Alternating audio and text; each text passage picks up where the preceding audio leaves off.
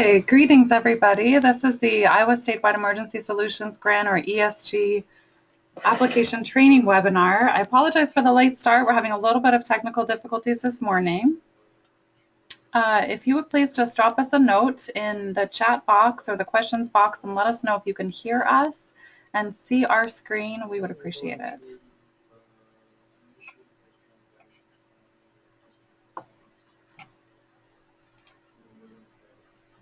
Okay, I'm hearing good feedback so far that folks can see and hear us. Thank you very much for that. We will go ahead and begin since, again, we are just a few minutes late starting. My name is Amber Lewis from the Iowa Finance Authority, and with me today is Josh McRoberts with the Iowa Finance Authority. Okay, and so about today's webinar, we will record it, and we will make the recording and the slides from the webinar available online afterwards to anybody.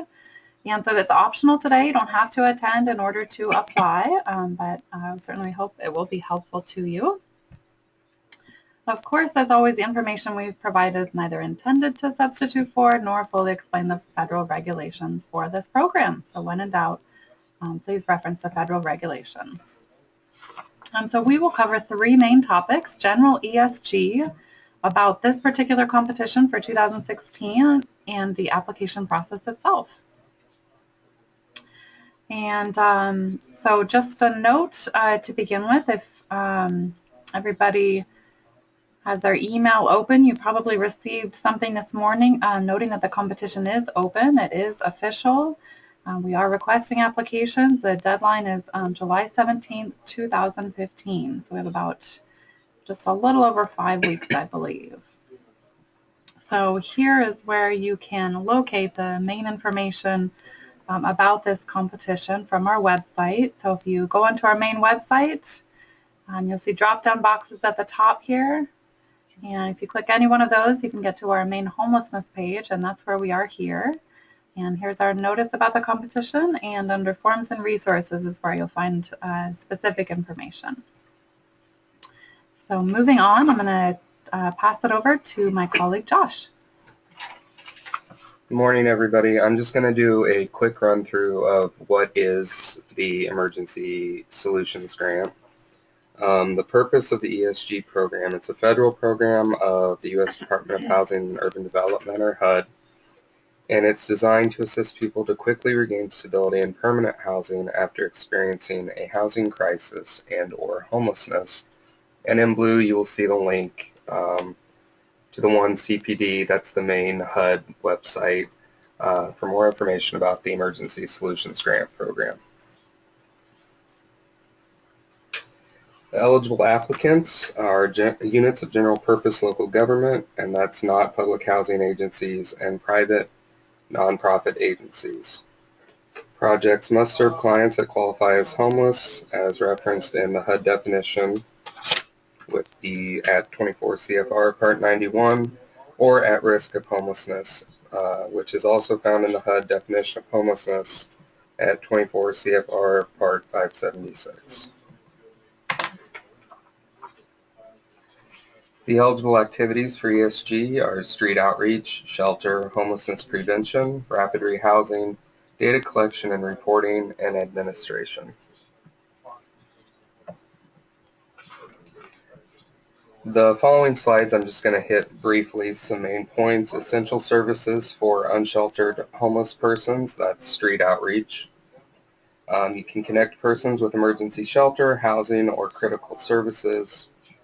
If you're doing this, you're serving clients that are in Category 1 of HUD's definition of homelessness.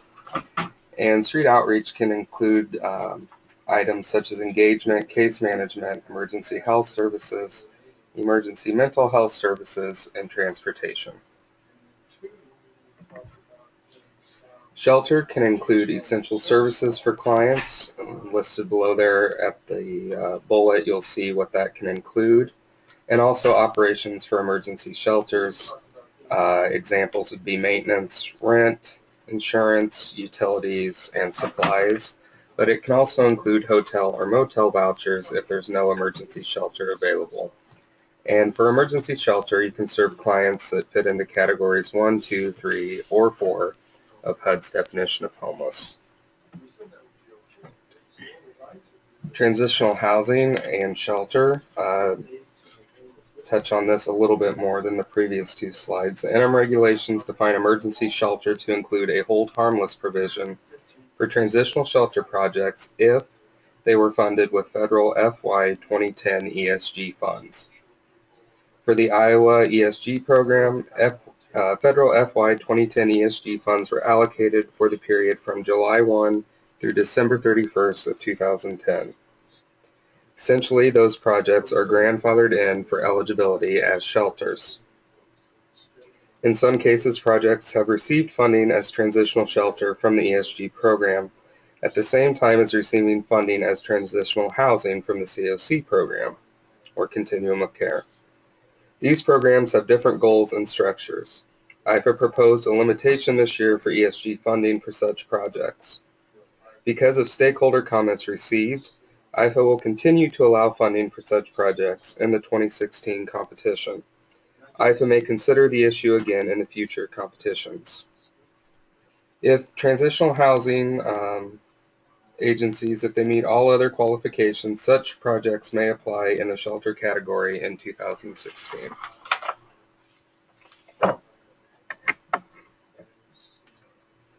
Homelessness prevention and or rapid rehousing. For homelessness prevention, you can serve clients that fit into categories 2, 3, or 4 of HUD's definition of homeless. You'll find a link to that below. And also HUD's definition of at-risk of homelessness, which there's also a link there provided for that. Rapid rehousing, you can serve clients that fit into category 1 of HUD's definition of homeless, and that can be found at the first link mentioned above. Continuing with that, for HP or rapid rehousing, you can provide rental assistance, which can be short-term, medium-term, or rental arrears.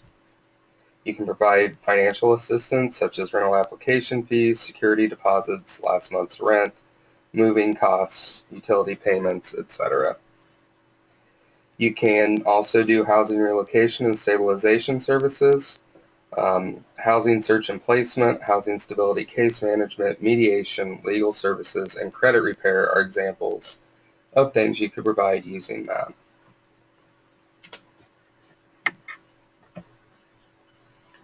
So program regulations, we have ESG threshold assurances, which will be required to be signed off on if you plan to apply for the ESG program. And these contain some key program requirements. And on the screen, you should see on our website, under the 2016 program for ESG, the location where you can find that. And I'll just jump in with a note there. The threshold assurances is what ends up forming the basis for a lot of our contract language. So it is a really helpful place to just go for a quick reference list of the kinds of expectations that you can anticipate if you are awarded ESG funds. And that's also, of course, an application requirement to upload it. So continuing, ESG is pretty heavy on its requirements of what is expected of agencies. Some examples of specific requirements for agencies that provide assistance. If you're doing shelter, you will be required to do lead-based paint visual assessments and compliance, habitability standards, and there is a prohibition against involuntary separation based on ages of children served. For homelessness prevention and rapid rehousing, this is for all assistance provided. There will be income calculations and limitations to no more than 30% of area median income, except at intake for rapid rehousing assistance only. And again, I'm not going to touch on every one of these. I'm just going to skip around. There will be restrictions on use with other subsidies, lead-based paint visual assessments, and habitability standards for that as well. Additional requirements if rental assistance is provided. Fair market rent, rent reasonableness, rental assistance agreements. That would be between the agency receiving the ESG funds and the landlord. And also leases. More requirements of the program: data collection and reporting, matching contributions, which is a one-to-one. 75% actually this year. My bad. Forgot about that. It used to be a one-to-one match. Documentation of homelessness or at risk of homelessness, confidentiality, requirements for religious organizations, involvement of homeless individuals, etc. And still more requirements: non-discrimination and equal opportunity, fair housing requirements, non-discrimination by age, affirmative action and outreach, job training and employment for low-income residents, drug-free workplace, and limitation on contracting. So for data collection and reporting, all agencies must collect data on all clients served. You must enter data in the Homeless Management Information System, HMIS, or Service Point. DV providers must use a comparable database instead. You must follow confidentiality and security policies for data collection, and ESG quarterly and annual performance reporting. There's an annual APR that will be due to the Iowa Finance Authority to complete our consolidated annual performance and evaluation report. It helps us complete that. So below you will see the Institute for Community Alliances main page, and also the web page where you log in to the Service Point system.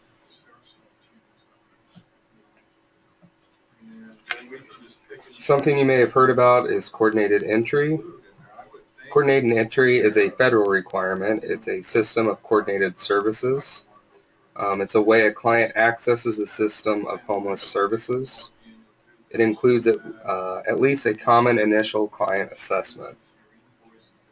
Each continuum of care, or COC, must develop for their geographic area a coordinated entry system, and in Iowa, that is Des Moines, Polk County, that's one continuum of care, Sioux City, Woodbury County, Council Bluffs and Pottawatomie County, and the Iowa Balance of State, which is 96 of the 99 Iowa counties. When the COC serving your geographic area has a coordinated entry system in place that meets the COC program requirements, ESG-funded agencies must also participate in that system. This includes an Iowa statewide ESG grant for an agency not located in the Iowa Balance of State continuum of care. Follow the coordinated entry system for your COC. Okay, that was kind of down and dirty about the ESG program in general, and we're just going to take a moment to stop there and see if there are questions so far on the ESG program overall. And so throughout the webinar, please feel free to submit your questions in the text box on the right-hand side of your screen. We don't typically do the audio questions. It tends to not work well with the technology when we have a large number of participants. Okay, and I think we're getting a couple questions, so take a look here.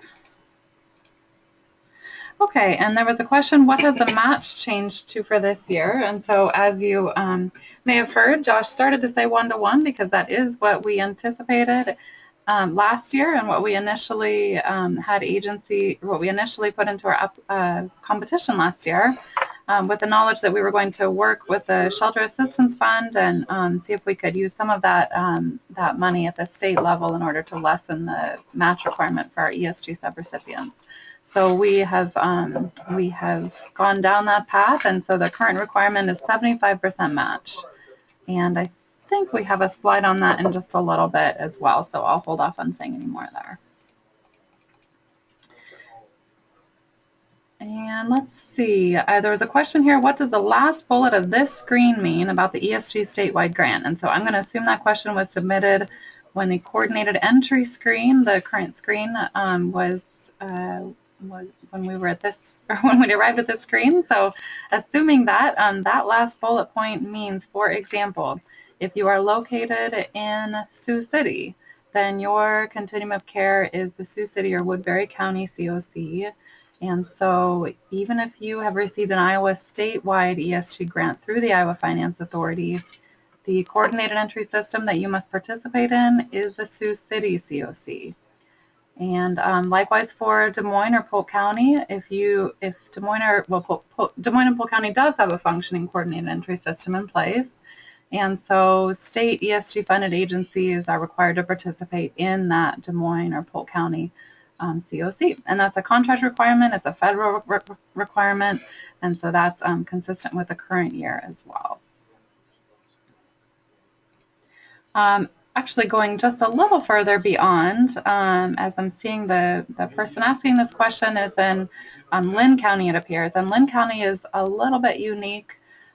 Cedar Rapids in Lynn County has developed a coordinated entry system for their local area, but it's not actually for the balance of state continuum of care. So it gets a little bit tricky there, the nuances there between local coordinated entry and balance of state coordinated entry. We don't have an official balance of state coordinated entry system that meets HUD COC requirements quite in place, but I think we're probably pretty close. So probably more on that to come.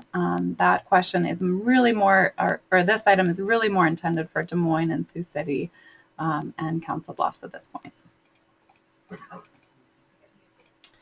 Okay, another question about the match, and again, that's not a 1-to-1 match this year. It's a 0.75 to 1 or 75%. So, and we will have just a little bit more on that later on.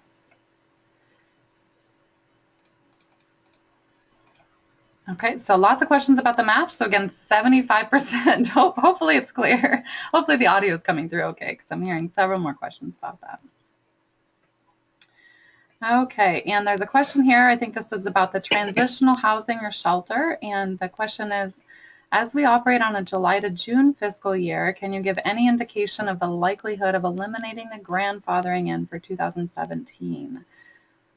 That is a good question, and really it's just, it's hard to tell at this point. We really appreciated the stakeholder comments we received on that topic. We've also reached out to HUD for their guidance on this topic, and so it really just does remain to be seen what we will be able to do in the future in that regard.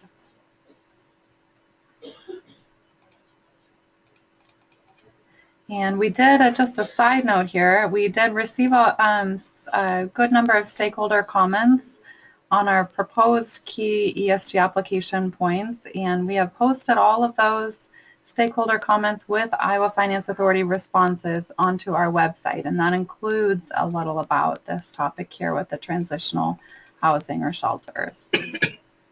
Okay, that's all the questions I see for now, so we will move on here. Okay, onto the 2016 competition in particular. ESG in Iowa. Now, nothing new here. If you've been part of the ESG program before, some of this will be familiar again, but we do have 3 different grants directly from HUD in Iowa. One of those comes to the state, the Iowa Finance Authority, and we distribute statewide. Another grant comes straight to Des Moines, and in most years, another grant comes directly to Sioux City as well. So agencies anywhere across the state can apply for the state ESG funds. Agencies in the cities above Des Moines and Sioux City can also apply directly to these cities. IFA does not administer or is in any way responsible for the direct city allocations. Agencies receiving awards to provide direct ESG services are referred to as subgrantees in HUD and state materials. So just so you're aware, if you're reading through the ESG regulations or other materials and you notice there are some different requirements for grantees and subgrantees. And so that's just something to be aware of, that agencies receiving awards are the subgrantees. That's what would apply. Okay, Iowa statewide ESG program stakeholder collaboration. This is what I mentioned a moment ago, that we did have a public comment period in April. And we reviewed all the comments and drafting final competition materials, made just a couple changes. And we did post comments online with responses. Deadline for applications, as I believe I mentioned earlier, is Friday, July 17th at 4:30 p.m. No late submissions allowed. It's an online system and it will shut down exactly at 4:30. definitely don't want to wait until the last day. The system does tend to be slower when there are many users in the system at the same time, which does tend to happen in that last day or two. Award period is the calendar year, so January through December 2016. And we typically have a couple agencies that ask for an extension on their funds, and we really have not allowed those. The funding doesn't go away if you don't use it, but it is recaptured into the general pool, and then we re-grant it out in a future year to another agency. Grant awards and amounts. They will range from $30,000 to $150,000. That is the same as last year. And we also will maintain the $100,000 single category maximum. So that means, going back to what Josh mentioned earlier, there's the street outreach, the shelter, the rapid rehousing, the homelessness prevention, and in any one of those 4 categories, $100,000 is the maximum allowed. We have approximately $2.4 million available in total. $1 million of that is prioritized for rapid rehousing. So it does mean that agencies will still have to meet a minimum threshold in their scoring. And we certainly could do more than $1 million for rapid rehousing if we receive qualified applications. But that is what we're prioritizing and hoping to reach at a minimum of $1 million for rapid rehousing. And that represents just a fairly small increase from the last 2 years. We anticipate making approximately 20 to 40 awards. This last year, for the current 2015 year, I believe we have 28 or 29, somewhere in that neighborhood, awards. And for an idea of how competitive it is, I think we had about 36 applicants, 36 or 37 applications last year, and again, about 28 or 29 awarded. So it gives you an idea of what to expect there. As far as the amount allowed for data collection or reporting, we will allow up to 5% for that. For administration, we will allow up to 2%.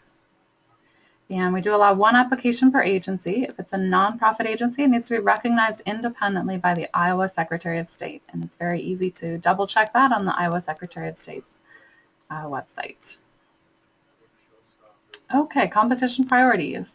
We have 4 this year. A couple of them are similar to what we've done in past years, and a couple are somewhat new. Veterans and veterans' families, up to 3 points for prioritization for veterans. It doesn't mean that you served 1 or 2 veterans last year. It means a real priority and some specialized services available. The second one is families with children and or unaccompanied youth, and that's up to 3 points. And that one's, we didn't do this one in ESG last year. I believe we did this for staff. If not last year, then the year before. That's the Shelter Assistance Fund. Excuse me. The third priority is services in a rural area defined as a non-metropolitan statistical area. This is consistent with the past several years for ESG, and that's just in recognition of the special challenges of operating in a rural area, and of course the fact that these are statewide funds, and a couple of our larger cities do already receive the direct ESG allocation in addition. And then the fourth priority is for services for the literally homeless, or HUD Category 1 homeless. And this means that participants are coming directly from emergency shelter or from an unsheltered location or location not intended for human habitation. So this is new. And we think this is a pretty important one here, and I believe we had some explanation of that when we initially put out our proposed competition plan for this year. So that's it, 100 points total for the application plus these 12 bonus points. So actually 112 all total, including these points. Okay, matching challenge. This is a topic of interest from earlier, and so again, it's a 75% match required, which can be cash or non-cash. So the example is if you receive $100,000 for ESG, then $75,000 will be required as a match contribution. And so you want to consider both the source and the use of your matching contribution, and we do anticipate that agencies will have to document both this year to receive reimbursement. So it's going actually just a little bit further, and that's just in response to what we believe are the federal expectations as far as documentation. This year we really just required agencies to document the source for their reimbursement requests, and coming up I think we'll have to move towards documenting the uses as well. And so just anticipate that. And so matching contributions must meet all requirements of the ESG program, and it must be used to further the ESG. Must be used to further the ESG program, of course. So that just, hopefully that's pretty self-explanatory, and that's nothing new. That's again just federal ESG requirements. Okay, ESG and SAF, that's that Shelter Assistance Fund that I think I mentioned earlier. The SAF program supports the cost of operations of homeless and domestic violence shelters. And the reason we include this in our ESG presentation is that we have a number of agencies that apply for ESG first, and then if they don't receive funding, they might apply for the Shelter Assistance Fund, since there is some overlap in what these programs fund, namely in support of shelter operations. So the Shelter Assistance Fund competition for 2016, we anticipate opening this in August, likely before ESG awards have been announced. Just a slightly different timeline this year. We anticipate making ESG awards on September 11th, or by September 11th.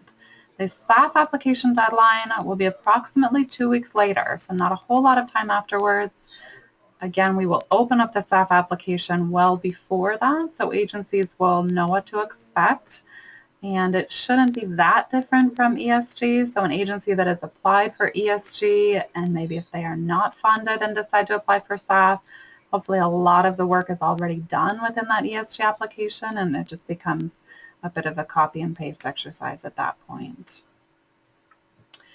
And I guess as I suppose I may have mentioned, only agencies that do not receive ESG may apply for SAF. So you can't receive both at the same time. All right, next one, also about ESG and SAF. If you're thinking about waiting and only applying for the Shelter Assistance Fund, keep in mind it's only shelter that's supported with SAF, not street outreach, rapid rehousing, or homelessness prevention. So the ESG program is more flexible with a broader range of acceptable types of assistance. And we do have less money overall with SAF. So the SAF awards are generally smaller. The SAF total amount we have available is maybe up to $900,000. We don't know exactly yet for next year. I think this year was actually just a little bit less than that. And so then again, the ESG total amount available, $2.4 million. So of course, more available with ESG. Also keep in mind, if you apply for ESG, we always make the score details available to those that request it, so that can help for a SAF application.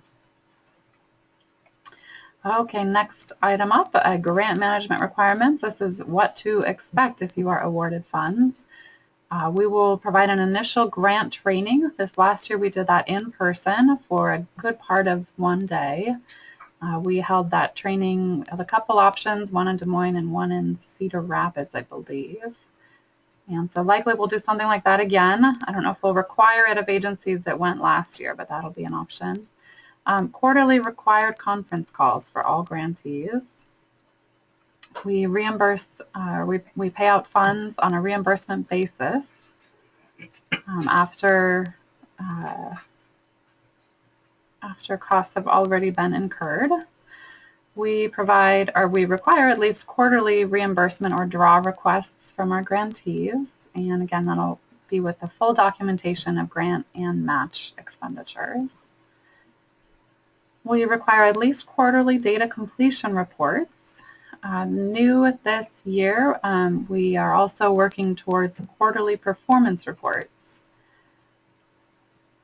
We do occasional on-site monitoring, not every year for every agency, but certainly periodically, and I would say probably at least every 2 years in most cases. And of course, we have some year-end reporting requirements to meet our federal mandates as well. And of course, some other items as they come up. Okay, we are almost ready for our third topic, which is the application process itself.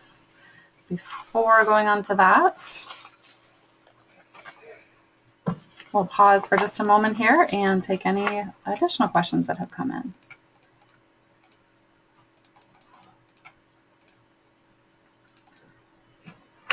And not seeing any questions so far. Oh, let's see one more. A question here, will there be a similar webinar for the Shelter Assistance Fund? And that's most likely we will do that. And again, we anticipate opening up Shelter Assistance Fund in August. We have just a little bit of time before that's available. But I think most likely, I think we typically do an application webinar as well for Shelter Assistance Fund. Okay, we'll go ahead and move on, and then if you do think of questions for this topic, feel free to enter those in and we'll address what we can at the end of the webinar. Okay, the next item, the HAP system within the application process. So the HAP system is the that stands for Homeless Assistance Program. It is the online system that we use for our ESG and Shelter Assistance Fund programs, and it has been for the last several years. So hopefully it's somewhat familiar to many of you at this point. How to access the HAP system. If you're on our website, under the ESG page, you go to Forms and Resources and click on the 2016 program section, and then click on the link for the online application, or if you have the webinar slides handy, you can click on this direct link in this slide and that'll get you there. And for a visual of how to get there, here is our page for Forms and Resources. And the link for the online application here is just right up top. And it should be live. I think this is what it looks like this morning, or something thereabouts. Okay, logging in or creating an account. This is the page it'll get you to. And so if you don't have an account, you want to click here to request one. If you do have an account, go ahead and log in. And you can use the same password and username that you used last year. And moving on, you want to go ahead and start a new application. And let's see, navigate it left, start with the competition information section. You can save and print, etc., and submit when complete. And we'll move to visuals of those ideas there. So here is where you select your new application. And then here is what the system looks like, following our numbers here. First, you want to navigate the system at the left. These are the different sections to complete. Number 2, you want to print your application here. You can save your application anytime you're working on it. Save and exit. And then at the end, don't forget to hit that submit button. I just want to speak up and add, make sure you click save frequently as you're completing your application. Absolutely. Okay, so you'll see a number of sections there, and the competition information, that's just about the competition, so nothing that needs to be completed there. Applicant profile, that's just the basic agency information, address and who you serve and where you serve and all of that. Program design and competition priorities, that's a little getting into what you actually propose to do with your program. Experience and capacity is all about the agency. Community partnerships and need, that's of course about the community where your project is located. Performance, that's about your outcomes reporting, and budget and grants management.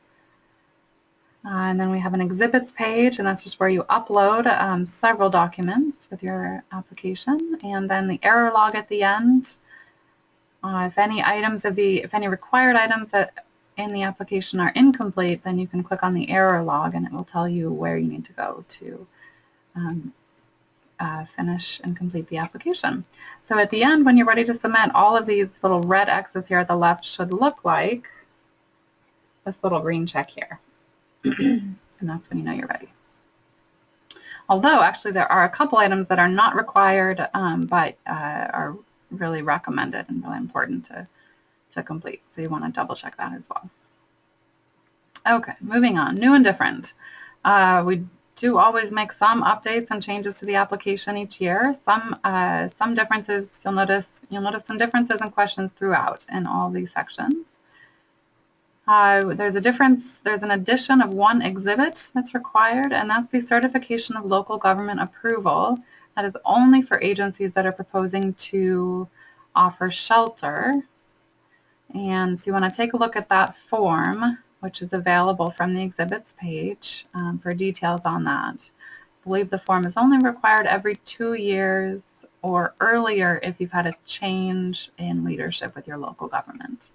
So again, only for shelter. Take a look if you're doing shelter and make sure. I would recommend taking a look at that very early on because, of course, if you need to pursue that with your local government, then you want to make sure you get it on their radar for their timeline. We have some changes to the competition priorities or bonus points, which we already covered. We have that $1 million priority for rapid rehousing, again, covered.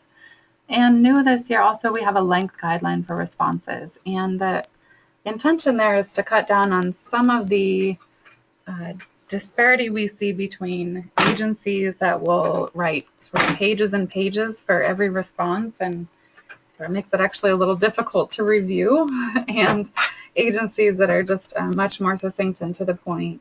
And it just in order to better compare responses to each other, we just really feel like the length guideline is important. So it's not a hard and fast rule. The system will allow you to write on and on and on, but we're really trying to emphasize that we really want to keep them within a reasonable length. So, if you're an agency and you're proposing, you're requesting $150,000 and you're proposing 4 different types of activities and multiple locations, certainly in some cases there's probably good reason to go a little beyond our guideline there, but really we're hoping that agencies stay within it, and we will be encouraging our external scorers to also consider that in their scoring. So you may lose a little bit of points if you go on and on and on and on and on unnecessarily.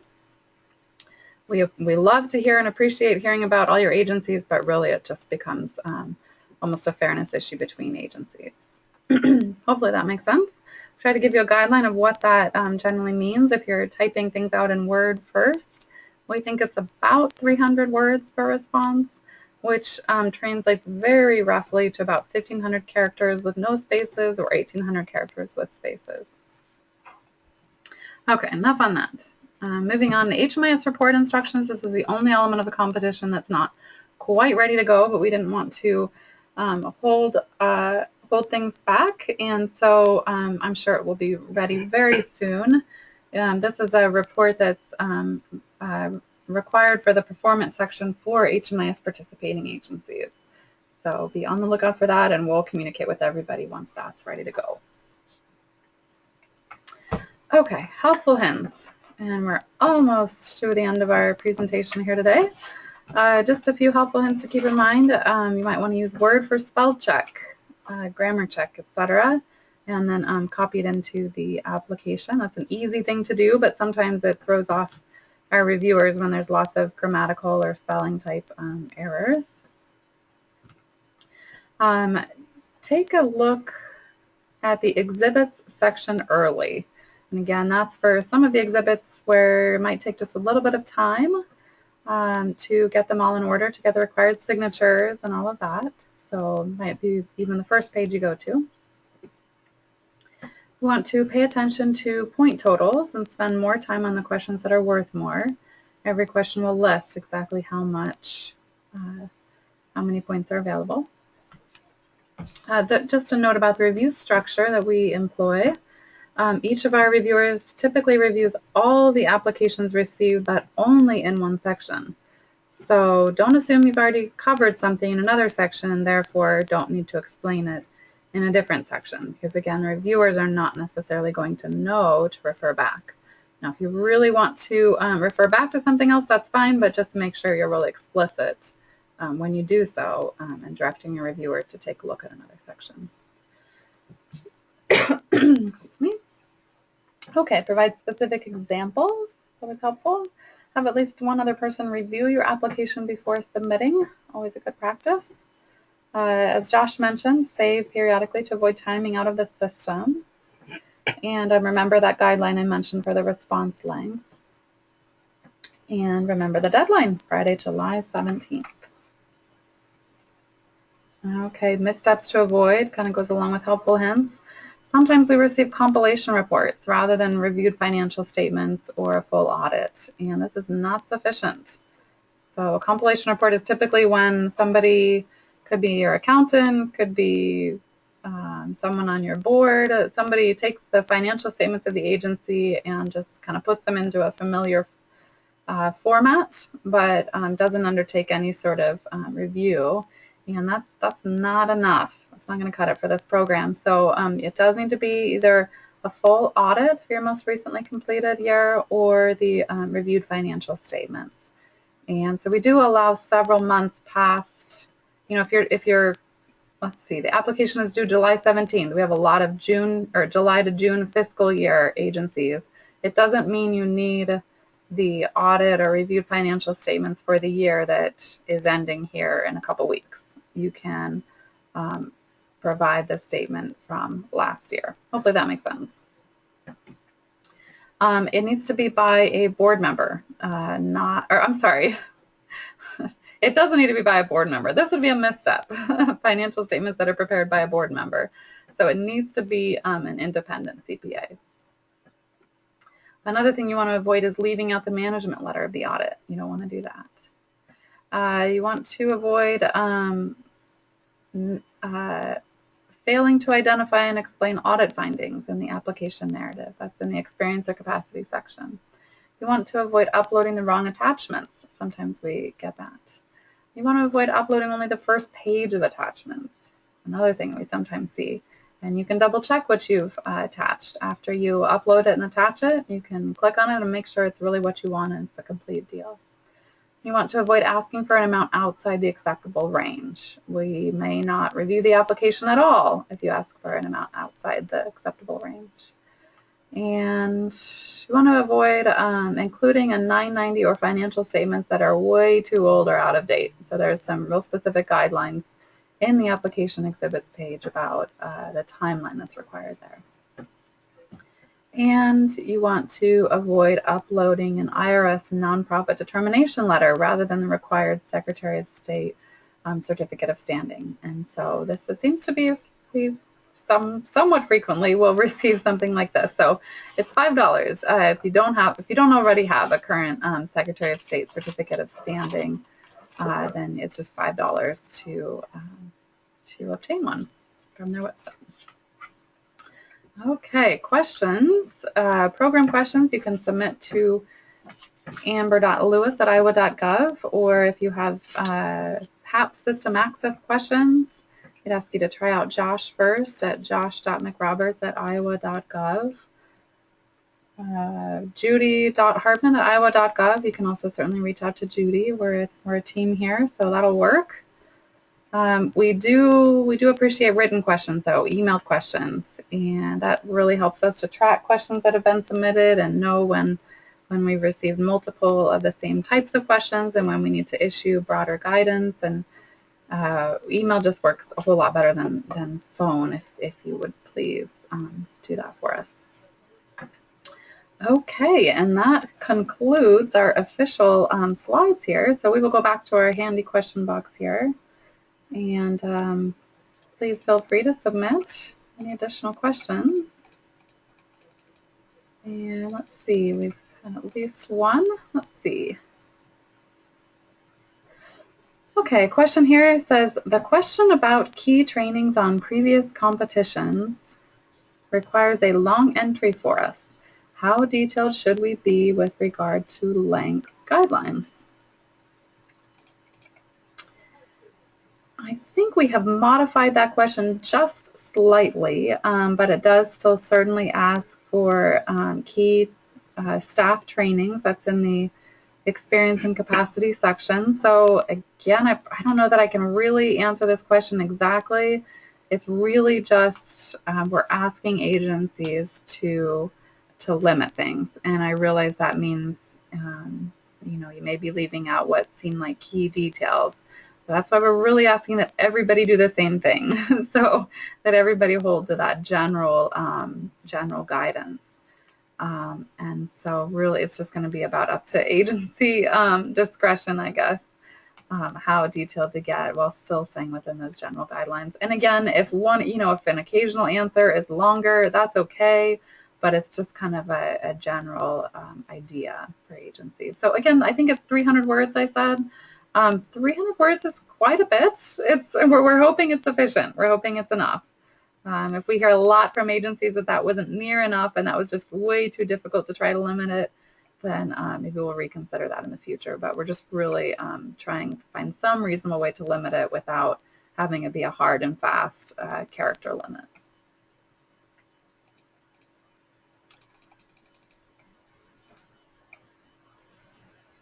Okay. Let's see, one more question. Can text be transferred from the 2015 application to the 2016 application online, for instance, for info or responses that have not changed? And I believe so.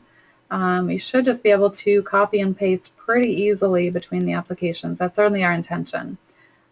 So please do be sure to read the questions fairly carefully. Some questions that are similar may have changed just a little bit in the wordings. Just want to make sure that it is responsive to the new question. But yes, if that works, we want to make it as simple as possible. Let us know if you have trouble copying and pasting. Maybe it's a technical issue that we can resolve on our end, because we certainly want agencies to be able to do that. So.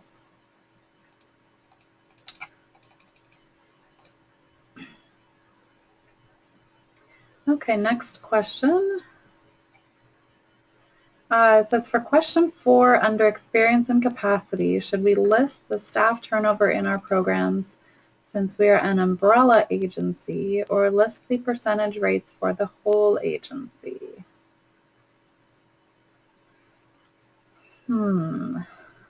It's difficult to know without getting into all the specifics, but I'll also say that every agency does have a bit different structure, some drastically different. We have some very, very small, mostly volunteer-run agencies that apply for this, and we have many multi-million-dollar agencies that apply for these funds. So it really just, it's hard to have a blanket answer for everybody since everybody's structure is different. I would say if you have any question, go ahead and provide both. I think what we're most interested in, really I can't say. We're interested in the program. We're also interested in the strength of the agency overall. So really I would say just if you're unsure, provide both and try to be as clear as possible about what you're doing.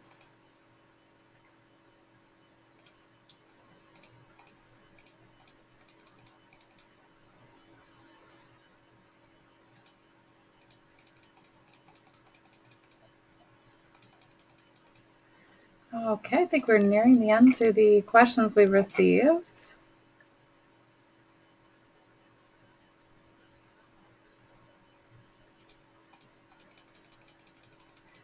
Let's see, we'll hang on here for just another minute if anybody else has other questions to submit. It is 11:58, so nice to conclude within the hour. We do appreciate everybody's attendance here today and interest in the program. And just again, reach out with email with any questions, and feel free to sign off at any time here. And we'll just hang on for just another 2 or 3 minutes, just in case any other questions come in. So thanks so much.